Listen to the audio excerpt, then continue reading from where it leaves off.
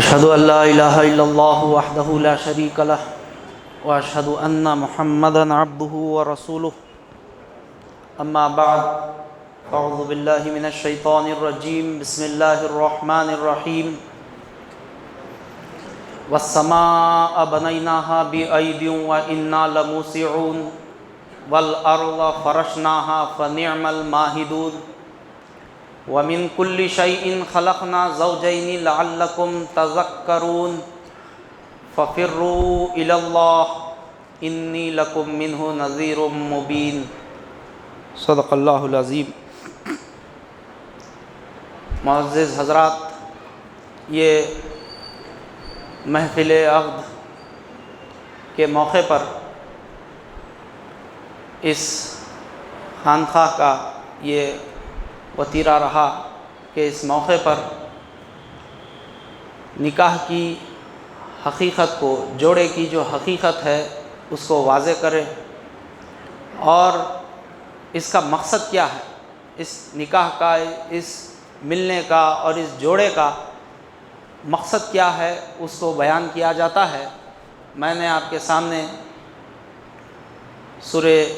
ذاریات کی کچھ آیتیں تلاوت کی ہیں، تیسرے رکوع کی۔ اس میں اللہ تعالیٰ ارشاد فرماتا ہے وَالسَّمَاءَ بَنَيْنَاهَا بِأَيْدٍ وَإِنَّا لَمُوسِعُونَ وَالْأَرْضَ فَرَشْنَاهَا فَنِعْمَ الْمَاهِدُونَ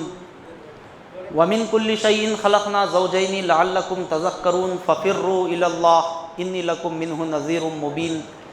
یعنی اللہ فرماتا ہے زمین اور آسمان کی مثال دے کر اللہ تعالیٰ فرماتا ہے کہ ہم نے ہر شے میں جوڑے بنائے، اور اس کا لب لباب بیان کرتا ہے اللہ لعلکم تذکرون، تاکہ تم اس سے نصیحت حاصل کرو۔ یہ جو ملنا ہے، یہ جو جوڑے ہیں، یہ اللہ تعالیٰ کے ہاں یہ جوڑے بنتے ہیں، اور اللہ تعالیٰ خصوصاً جو زمین اور آسمان کی مثالیں دے رہا ہے اس میں، ان آیتوں میں سورہ ذاریات کی، زمین کے اندر بہت سارے جواہر موجود ہیں، لیکن وہ جواہر اس وقت تک ظاہر نہیں ہوتے، اس وقت تک عیاں نہیں ہوتے جب تک کہ آسمان سے بارش نہ برسے، باران رحمت کا نزول نہ ہو۔ یعنی زمین محتاج ہے آسمان کی۔ اب اس سے جوڑے میں یہ مثال کیوں دے رہا ہے اللہ تعالیٰ؟ کہ اس لیے کہ جب تک کوئی بندہ آسمانی نہیں ہو جاتا، اس کا وسیلہ، اس کا تعلق روحانیت سے، آسمان سے مراد جو ہے نا وہ آسمانی سے مراد تعلق باللہ اس کا جب تک نہیں ہو جاتا، روحانیت میں غرق نہیں ہو جاتا، اس وقت تک جو ہے نا اس کے اندر جو پوشیدہ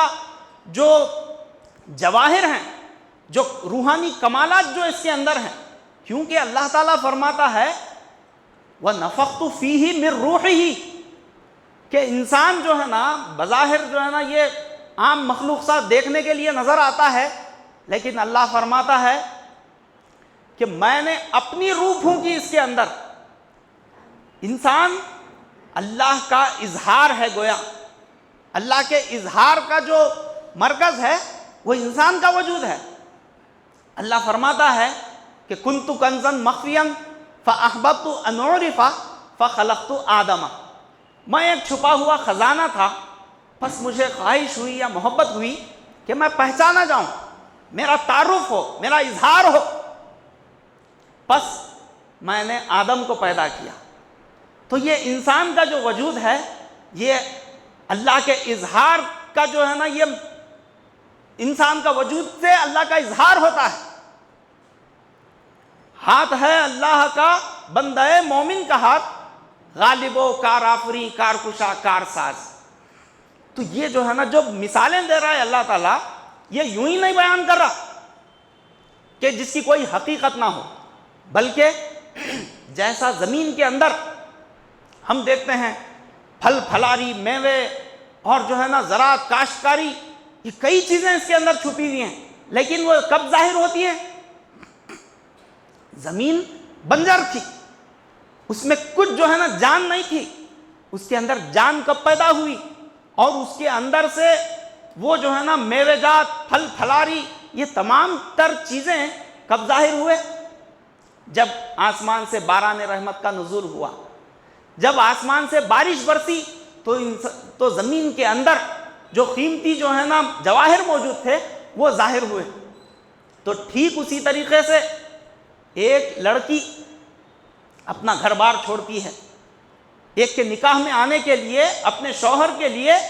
گھر بار چھوڑتی ہے، بھائی بہنوں کو چھوڑتی ہے، حتیٰ کہ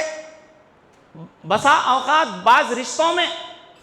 زبان ترک کر دینا پڑتا ہے اور وطن چھوڑنا پڑتا ہے۔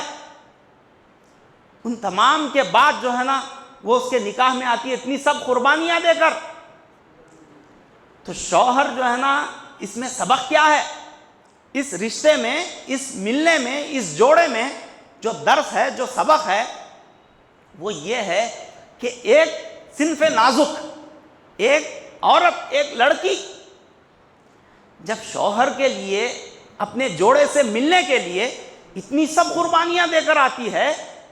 وہ بتا رہی ہے کہ جیسا میں تمام تر چیزیں قربان کر کے تیرے نکاح میں آئی ہوں، اب تمہارا کام کیا ہے، مرد کا کام کیا ہے؟ اس آیت میں اللہ فرماتا ہے فَفِرُّوا إِلَى اللَّهِ، کہ اللہ کے لیے فرار ہو جاؤ، اپنی تمام تر صلاحیتوں کے نذرانے کو پیش کرو اللہ کے لیے۔ نہ تو زمین کے لیے ہے نہ آسماں کے لیے، نہ تو زمین کے لیے ہے نہ آسماں کے لیے،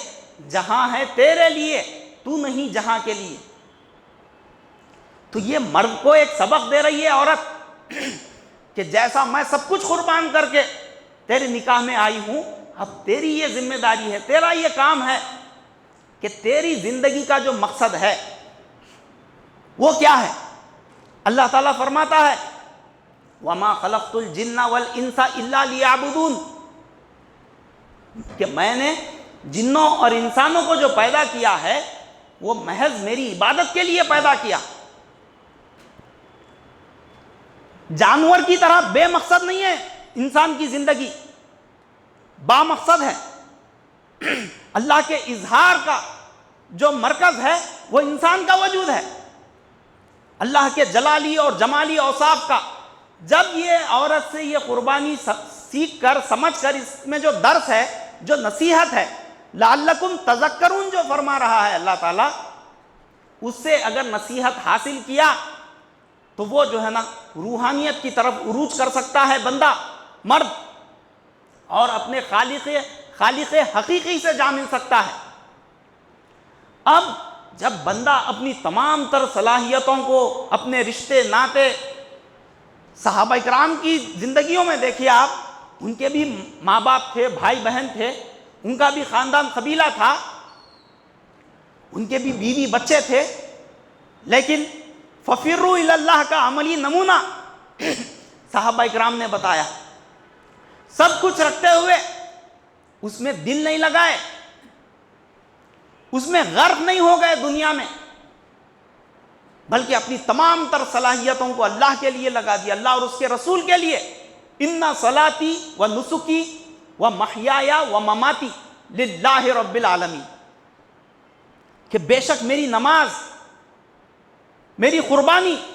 میرا جینا، میرا مرنا کس کے لیے؟ بیوی بچوں کے لیے، خاندان قبیلے کے لیے، ماں باپ کے لیے نہیں، للہ رب العالمین۔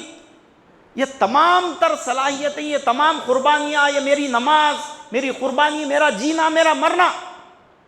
اللہ رب العالمین کے لیے، اللہ کے دین کو غالب کرنے کے لیے۔ یہ مقصد ہے، یہ نصیحت ہے، اس میں سمجھنے کے لیے نصیحت حاصل کرو۔ اللہ تعالیٰ بول رہا ہے بار بار افلا تتذکرون، کیا تم نصیحت حاصل نہیں کرتے؟ کیا تم اس سے ذکر حاصل نہیں کرتے؟ تو وہ جو ہے نا اللہ تعالیٰ فرماتا ہے کہ جیسا ایک لڑکی سب کچھ قربان کرتی ہے، اور اس نکاح میں آنے کے بعد وہ تمام تر جو شوہر کے جو چیزیں ہیں، اس کا گھر ہے، اس کی ملکیت ہے، اس کے جو ہے نا جو گاڑی ہے، بنگلہ ہے، جو کچھ ہے، وہ سب جو ہے نا اس پر اپنا حق بتاتی ہے کہ یہ تمام تر چیزیں میری ہیں۔ تو اسی طریقے سے جب بندہ اپنے جو ہے نا تمام تر اپنی جوانی، اپنا علم، اپنی جو تمام تر صلاحیتوں کو جب اللہ کے لیے لگاتا ہے، تو قرب نوافل کی حدیث میں ہے، اللہ فرماتا ہے کہ ایک بندہ خالصتاً للہ، اخلاص کے ساتھ جب میرے لیے تمام تر چیزیں نوافل کی قربت سے میرا قرب حاصل کرتا ہے، تو میں اس بندے کی زبان بن جاتا ہوں جس سے وہ بولتا ہے، میں اس بندے کی آنکھ بن جاتا ہوں جس سے وہ دیکھتا ہے، میں اس بندے کے ہاتھ بن جاتا ہوں جس سے وہ پکڑتا ہے۔ ما تشاءون الا ان یشاء اللہ، اس کی مرضی اللہ کی مرضی ہو جاتی ہے۔ تو یہ کب ہوتا ہے؟ جب انسان یہ جو ہے نا اگر پھنسا رہ گیا تو یہ بیوی بچوں میں، رشتے ناتوں میں، اس میں جو ہے نا پھنس جاتا ہے، لیکن اس سے نکل کر اللہ کے لیے میری زندگی کا مقصد تیرے دین کی سرفرازی، میں اسی لیے مسلمان، میں اسی لیے نمازی، یہ مقصد کو سمجھ کر جب وہ قربانی دیتا ہے، تمام تر صلاحیتوں کے نذرانوں کو پیش کرتا ہے، جیسے صحابہ اکرام نے یہ نہیں سوچا کہ ارے میرے بھی گھر بار ہیں، میرے بھی بیوی بچے ہیں، نہیں، بلکہ ہم تن مصروف اپنی جو ہے نا سر کو کفن باندھ کر میدان میں نکل گئے، اپنی جان کو ہتھیلی میں لے کر نکل گئے میدان میں، کس لیے؟ دین کو غالب کرنے کے لیے، کیونکہ اللہ تعالیٰ کا وعدہ ہے لِيُظْهِرَهُ عَلَى الدِّينِ كُلِّهِ وَكَفَى بِاللَّهِ شَهِيدًا، میں اس دین کو دیگر تمام ادیان پر غالب کر کے رہوں گا۔ اس اللہ کے ارادے کو لے کر نکل گئے۔ تو وہ جو ہے نا اس میں جو نصیحت ہے، جو درس ہے، جو سبق ہے ہمیں وہ ملتا ہے کہ یہ کہ جیسا ایک عورت ایک اپنے شوہر کے نکاح میں آنے کے لیے جیسا اپنا سب کچھ قربان کر دیتی ہے، آنے کے بعد اس کے لیے ساری چیزیں اس کی ہو جاتی ہیں، شوہر کی چیزیں، اسی طریقے سے جب بندہ اللہ کے لیے اپنا سب کچھ قربان کر دیتا ہے، نکل جاتا ہے میدان میں دین کو غالب کرنے کے لیے، اللہ تعالیٰ اس کو اختیارات دیتا ہے۔ جب وہ قربت کی منزل پر پہنچتا ہے، بندہ فنائیت کی منزل پر، وہاں دوئی کا احتمال نہیں ہوتا۔ یہی بات پیران پیر غوث اعظم دستگیر رحمۃ اللہ علیہ فرماتے ہیں کہ بلاد اللہ ملکی تحت حکمی و حکمی نافذ فی کل حالی، جتنے اللہ کے شہر ہیں وہ میری ملک ہے، میری جائیداد ہے، اور ان تمام پر میرا قبضہ ہے، ہر حال میں میرا آرڈر نافذ ہے وہاں پر۔ تو یہ جو ہے نا جس قدر انسان پرہیزگاری کی زندگی، متقیانہ زندگی گزارے گا، اللہ اور اس کے رسول کے احکامات کے مطابق زندگی گزارتا ہے، تو اس کے لیے جو ہے نا وہ پاکی کے دروازے اللہ کھولتا ہے، وہ روحانیت کے دروازے کھولتا ہے۔ تو یہ خوف ہو، خوف خدا دل میں ہو کہ میں جو کام کر رہا ہوں یہ اللہ کی مرضی کے مطابق ہے یا نہیں، اس سے میں اللہ کے قریب ہوں گا یا اللہ سے دور ہو جاؤں گا۔ اور جیسا ایک عورت شوہر سے ڈرتی ہے، ایک عورت شوہر سے ڈرتی ہے، ڈر کے دور نہیں ہوتی بلکہ شوہر سے اور قریب ہو جاتی ہے، اسی طریقے سے جب بندہ اللہ سے ڈرتا ہے، اللہ سے دور نہیں ہوتا بلکہ اللہ سے اور قربت ہو جاتی ہے اس کو۔ تو یہ خوف کا یہ عالم تھا۔ پیران پیر غوث اعظم دستگیر رحمۃ اللہ علیہ کے والد بھوک کے عالم میں سفر میں تھے، بھوک سے بیتاب تھے، پانی میں ندی میں بہتا ہوا ایک سیب دیکھے تو وہ فوراً لے لیے اور کھا لیے۔ کھانے کے بعد جو ہے نا یہ سوچے کہ ارے یہ میں بغیر پوچھے سمجھے یہ کس کا سیب تھا، بغیر کسی ان کے مالک کے اجازت کے میں کھا لیا سیب۔ اب وہ دیکھتے دیکھتے ندی کے کنارے دیکھتے ہوئے گئے تو ایک باغ نظر آیا، سیب کا باغ۔ اب وہاں جا کر باغ کے مالک سے دریافت کرے کہ ارے معافی چاہتا ہوں، اس کا کیا معاوضہ مجھے ادا کرنا ہے، آپ بتائیے، میں معاوضہ ادا کر دوں گا کہ میں آپ کے باغ کا ایک سیب ندی میں بہتا ہوا جا رہا تھا، میں بھوک سے بیتاب تھا اور میں وہ سیب کھا لیا۔ تو وہ دیکھے، باغ کے مالک دیکھے، ارے کتنا ایماندار دیانت دار بندہ ہے، اور وہ سیب جو کہ ندی میں بہتا ہوا جا رہا تھا، درخت سے توڑا ہوا بھی نہیں، تو آپ جو ہے نا بولتے کہ جو ہے نا نہیں اس کی یہ جو آپ سیب کھائے اس کا معاوضہ یہ ہے کہ آپ میرا یہ جو باغ ہے اس کی نگرانی کرنا. آپ کئی سال تک نگرانی کرتے رہے, اس کے بعد اجازت چاہے, آپ نے جتنی مدت بتائی تھی اتنی مدت میں پوری کر لیا, اب اجازت دیجئے. تو باغ کے مالک کہتے ہیں نہیں اور ایک شرط ہے کہ میری ایک لڑکی ہے جو گونگی ہے, اندھی ہے اور بہری ہے, یہ اس میں نقص ہیں, اس کو اپنے نکاح میں لینا ہوگا. میری لڑکی جو ان عیوب والی ہے, عیب والی ہے, اس سے نکاح کرنا پڑے گا. تو اچھی بات ہے, اس پر بھی ایگری ہو گئے, اس پر بھی راضی ہو گئے. جب جو ہے نا نکاح ہو گیا, جب اپنے دلہن سے ملنے کے لیے جب داخل ہوئے, سلام کیے, تو جو ہے نا وہاں پر بالکل جو باغ کے مالک نے یعنی اس لڑکی کے والد نے جو بتایا تھا کہ وہ اندھی ہے, دیکھ نہیں سکتی, بول نہیں سکتی, ہاتھوں سے معذور ہے, وہ سب چیزیں اس میں نظر نہیں آئی. وہ بالکل جو ہے نا تمام عیوب سے پاک, دیکھنے والی, بولنے والی, ہاتھ پر سب صحیح سلامت تھے. تو آپ فوراً کمرے سے واپس باہر آتے ہیں اور جو باغ کے مالک یعنی لڑکی کے جو والد تھے ان سے کہتے ہیں کہ آپ نے جو بتایا تھا, جو نشاندہی آپ نے کی تھی, جو نشانیاں آپ بتائے تھے, وہ اس لڑکی میں نہیں ہیں کہ وہ اندھی ہے, گونگی ہے, وہ جو چیزیں آپ بتائے تھے, ہاتھوں سے معذور ہے, وہ عورت تو نہیں ہے وہاں پر. تو باغ کے مالک کہتے ہیں کہ عورت وہی ہے جس سے میں نکاح کیا ہوں, تمہیں نکاح کر کے دیا ہوں. اندھی سے مراد یہ ہے کہ وہ ساری زندگی کسی غیر مرد پر, غیر محرم پر اس کی نظر نہیں پڑی. اور جو ہے نا گونگی سے مراد پوری زندگی اس نے کچھ غیر غلط باتیں, گالی گلوج یا جو ہے نا کسی کی چغلی, غیبت نہیں کی اس نے. اور اس ہاتھوں سے معذور سے مراد کوئی زندگی میں اس نے غلط عمل نہیں کیا. یہ جو ہے نا اس طریقے سے تعویل کرتے ہیں, تشبیہ دیتے ہیں. تو جب کہیں جا کر ویسے پاک جوڑے سے پیران پیر غوث اعظم دستگیر رحمۃ اللہ علیہ جیسے ولی بزرگ, اللہ کی قربت رکھنے والے, اللہ کے جو ہے نا جلالی اور جمالی اوصاف کو لیے ہوئے ویسے جو ہے نا کمال والی ہستی پیدا ہوتی ہے. تو بتانا یہ مقصد ہے کہ جوڑے میں جس قدر متقیانہ ماحول ہوگا گھر میں